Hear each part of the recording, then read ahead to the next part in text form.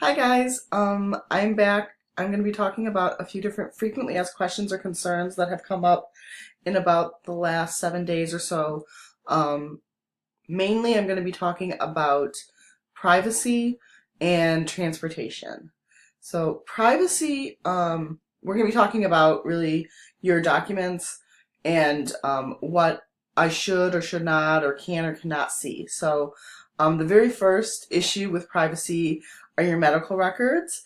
If you remember, way back in June, I said to go and see a doctor to get a checkup and have them fill out your medical records, right?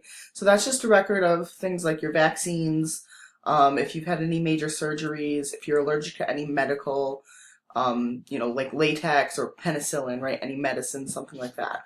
Now, that's really important information, and you absolutely should go to your doctor and get that filled out. But I do not need that information in my email. That is private information that is shared between you and your physical doctor, right? So I don't need to see it. If you feel the need to share it with me, that's up to you. But for the most part, I don't need to know about your medical records. I don't need to know about your medical history. Okay, so fill out the form, the immunization form, absolutely. But keep it with all of your other important documents until you arrive to campus. Then we will give it to the health center. We'll put it in an envelope where no one can see the information and give it to the health center on campus. The health center is where you're going to be going to get most of your checkups, to, see somebody if you're feeling sick or under the weather. It's free for use. That's why most students use it.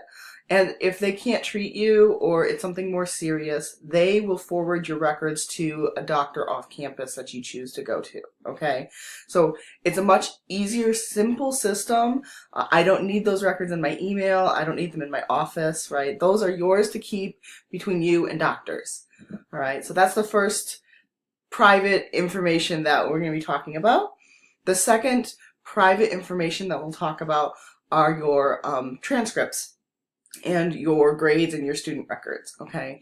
I don't have access to your grades, your transcripts, whether or not you are coming in with multiple credit transfers or not.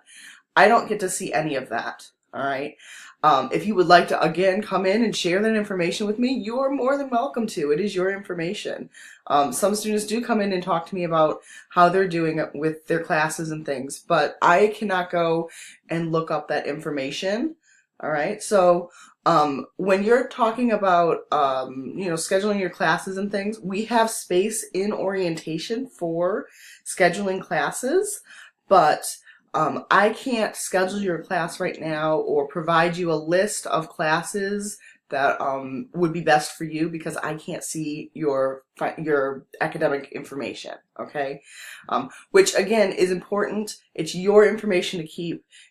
We can't just share it with anyone, okay? So a lot of people were asking for, a way in which they can sign up for classes. The way in which we're going to sign up for classes is you're going to get to campus the first Monday of that week.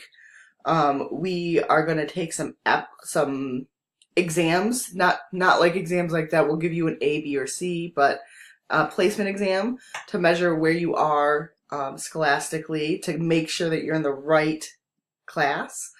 And then you will see your advisor to schedule your class schedule. So, if you're really wondering about those exams, I will make another video about those. I'm just going to keep this one kind of short. And then, so the last thing that I want to talk about is transportation. Ada, Ohio is in a rural area of Northwest Ohio. So we don't have a bus, a train, or a subway for you to take in and out of the city, okay? Or this isn't a city, it's a village, okay? The closest big city is about 30 minutes and it's 40,000 people and it's 30 minutes driving in a car, okay?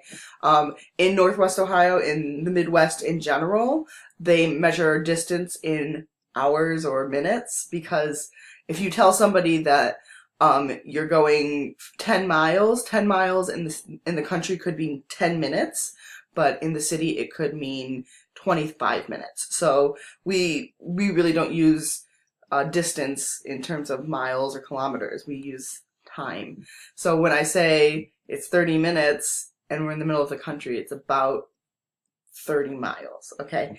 So, Columbus, the capital of Ohio, is about an hour and a half away from where we are. Okay. So I want you to start looking and researching what, Ada, Ohio looks and feels like so that you're really prepared for where you're coming. I know that a lot of people are coming from like much larger cities, and so this can be a real culture shock for you. So prepare yourself, get acquainted with what Northwest Ohio has to offer. Okay, so yes, we don't have transportation, but that doesn't mean that you're stuck on campus. Okay, a lot of people drive. You will definitely be making friends who have cars. We do trips off campus, so you're not stuck, right? It's just that this is a very different environment than what many people are used to. So you can't just hop on a subway train and go where you need to go at a moment's notice. Sometimes it takes a little bit of planning, okay? So we do have campus vehicles that if you have a driver's license, American driver's license, you can be certified to use those cars. And you can check them out through my office, not necessarily through my office, but I'll help set you up for that. Or you can buy a car if you are here for a little longer. A lot of students buy cars. Probably most students that are domestic have a car. Or you can, of course, call a taxi. We do have taxis. So just thinking about those different things. If you have any question about these different aspects of getting ready to arrive to Northwest Ohio and to Ada, Ohio, just let me know. I'm here for you. So I hope this was very helpful, and I will get back to you with another video shortly. Thanks.